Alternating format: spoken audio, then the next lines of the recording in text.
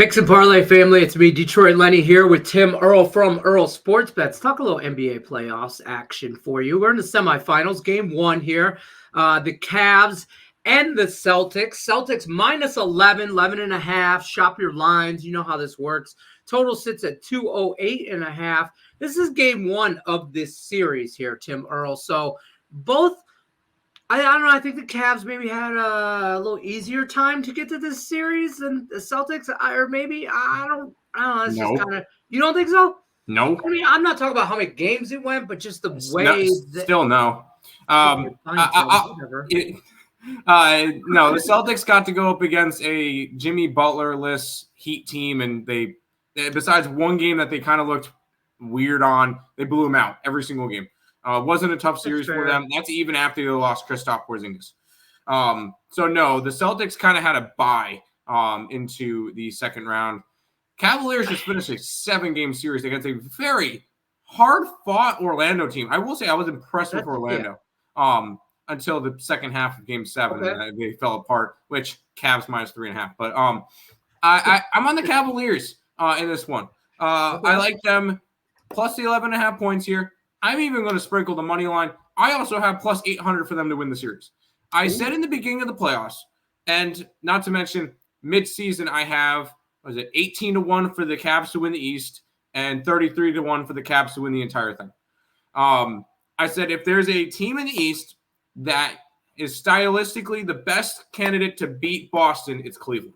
Okay, they play really, really good defense, and I think in order to beat the Celtics, you have to run the pace down, and you have to play hard-fought defense. Fair. Not to mention, as long as Jared Allen's back, Kristaps Porzingis is not going to be available for most of this series.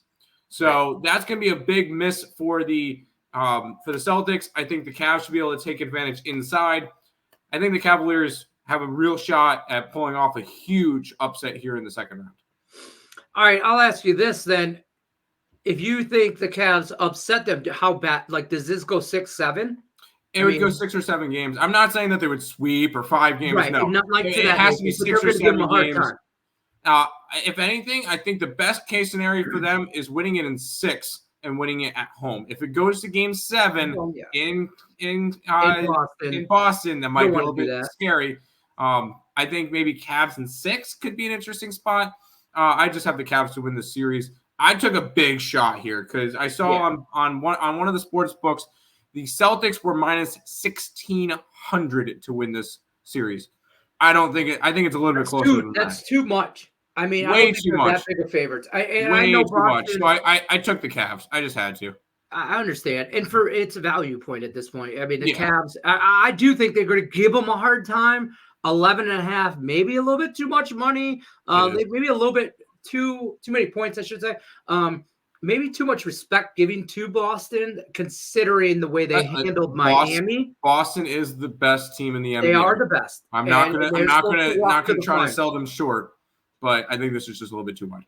There you go. Fair enough. Don't forget, you're looking for more from Tim Earle, Earle Sports Bets. Head over to picksandparlays.net. Use this promo code LENNY. Save you 20% off your entire purchase over there. Don't forget to like, share, subscribe, ring the bell for notifications.